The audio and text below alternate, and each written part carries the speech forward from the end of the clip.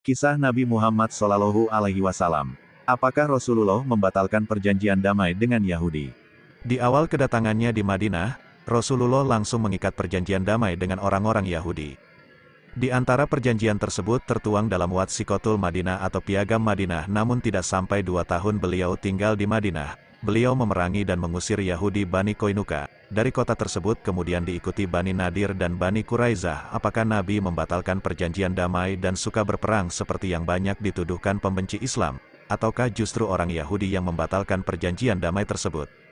Di antara alasan Rasulullah Shallallahu Alaihi Wasallam membuat perjanjian damai dengan orang Yahudi karena sifat mereka yang culas. Perjanjian menjadi ikatan untuk mereka agar tidak terlalu berani membuat makar dan konspirasi, namun ternyata perjanjian itu tak terlalu berpengaruh bagi mereka. Mereka berperan sebagai tetangga buruk, berusaha menyakiti dan memberikan keraguan kepada kaum muslimin terhadap kebenaran yang mereka yakini. Rasulullah menyikapi gangguan mereka dengan sabar hingga mereka melakukan kesalahan yang tak bisa lagi disikapi dengan diam. Rasulullah pun mengambil sikap tegas dengan memerangi mereka. Yahudi Bani Koinuka. Kabilah Bani Koinuka adalah kabilah pertama dari orang-orang Yahudi yang membatalkan perjanjian damai dengan Rasulullah Shallallahu Alaihi Wasallam. Tidak lama setelah mengikat perjanjian, pada bulan Syawal tahun kedua mereka batalkan perjanjian itu. Artinya tidak sampai 2 tahun dada mereka begitu sempit untuk menampung kebencian yang mereka pendam terhadap kaum muslimin. Mereka batalkan perjanjian damai dengan mengganggu kehormatan seorang wanita muslimah di pasar Bani Koinuka. Lalu mereka keroyok seorang laki-laki muslim yang membelanya hingga muslim tersebut terbunuh. Tentu saja ini bukan masalah ringan. Rasulullah pun membuat perhitungan dengan mereka.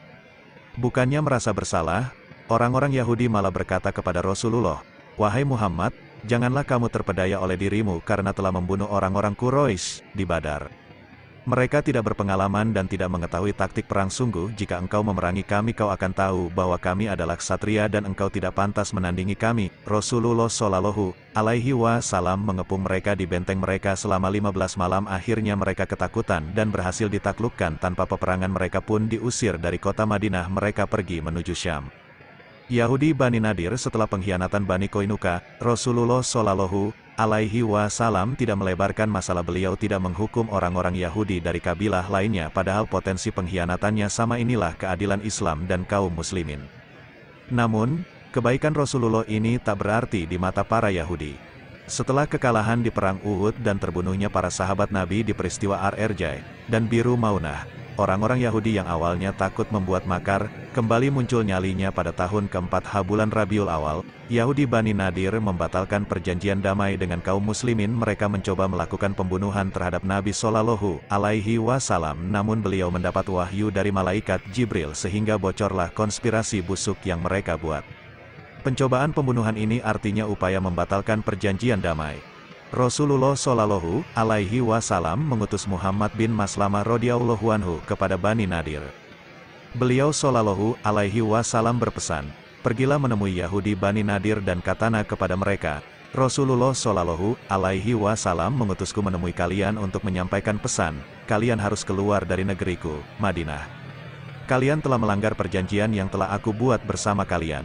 Karena kalian bertekad untuk mengkhianatiku, aku beri tempo waktu kepada kalian selama 10 hari. Siapapun yang masih terlihat setelah itu, akan aku penggal lehernya." Kemudian tokoh munafik, Abdullah bin Ubay ibnu Salul, menggembosi orang Yahudi Bani Nadir. Ia menjanjikan ada 2000 pasukan yang siap menolong Yahudi. Naiklah percaya diri orang-orang Yahudi. Mereka tak lagi takut dengan tenggat waktu yang diberikan Rasulullah. Rasulullah mengepung mereka selama 15 malam dan bantuan dari orang-orang munafik tak kunjung datang. Mereka menyerah dan meminta jaminan keselamatan kepada Nabi Shallallahu Alaihi Wasallam. Walaupun sudah melebihi batas waktu dan menantang perang, Nabi tetap kabulkan permintaan mereka. Akhirnya, mereka pun pergi dari kota Madinah menuju Khaybar. Yahudi Bani Quraizah, 2 kabilah besar Yahudi, telah terbukti berkhianat dengan pelanggaran berat. Namun Rasulullah tetap tidak memperlebar masalah. Beliau tetap izinkan 1 kabilah besar tersisa, Bani Quraizah, untuk tetap tinggal di Madinah. Ternyata, Bani Quraizah melakukan pengkhianatan yang jauh lebih besar dari 2 kabilah Yahudi sebelumnya. Bani Koinuka membunuh seorang muslim. Bani Nadir mencoba membunuh Nabi, dan Bani Quraizah jauh lebih mengerikan. Ketika kota Madinah dikepung 10.000 pasukan sekutu, orang-orang Yahudi Bani Quraizah yang tinggal di dalam kota membatalkan perjanjian. Mereka bersekutu memerangi kaum muslimin dari dalam. Artinya, bukan hanya mengancam nyawa satu orang atau hanya mengancam nyawa Nabi, tapi mereka bisa menyebabkan penduduk Madinah terbantai semuanya. Padahal menurut perjanjian, jika kota Madinah diserang musuh, penduduk kota bahu-membahu melindungi negeri mereka. Ternyata mereka malah melakukan kebalikannya, mereka bersekutu dengan musuh yang jumlahnya besar, yang sedang mengepung di luar.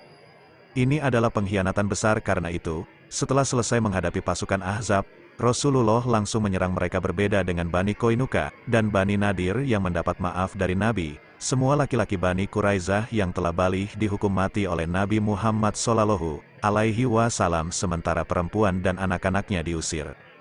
Yahudi Khaybar bersekutu dengan tokoh-tokoh Bani Nadir seperti Huyai bin Akhtab, Kinanah bin Abi Al-Hakik, dan Hauzah bin Qais. Merekalah tokoh-tokoh Yahudi yang melobi Quraisy bersekutu menyerang Madinah di perang Ahzab. Mereka juga berangkat menuju Ghatafan, menjanjikan setengah dari panen mereka kalau mau bersektu di perang Ahzab. Padahal orang-orang Ghatafan tidak ada masalah dengan Madinah.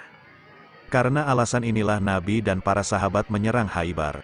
Penutup dari tulisan singkat ini, terbantahlah syubhat dari para pembenci Islam yang menuduh Nabi Muhammad itu penyulut peperangan, pembatal perjanjian Hausdaradel. Padahal apa yang beliau lakukan adalah sebagai respon dari kezaliman peperangan beliau lakukan. Setelah toleransi, maaf, dan belas kasihan tak berarti lagi bagi orang-orang jahat itu. Sumber Ghazawat Ar-Rasul Durus wa Ibar wa Fawaid oleh Ali Muhammad Es Salabi.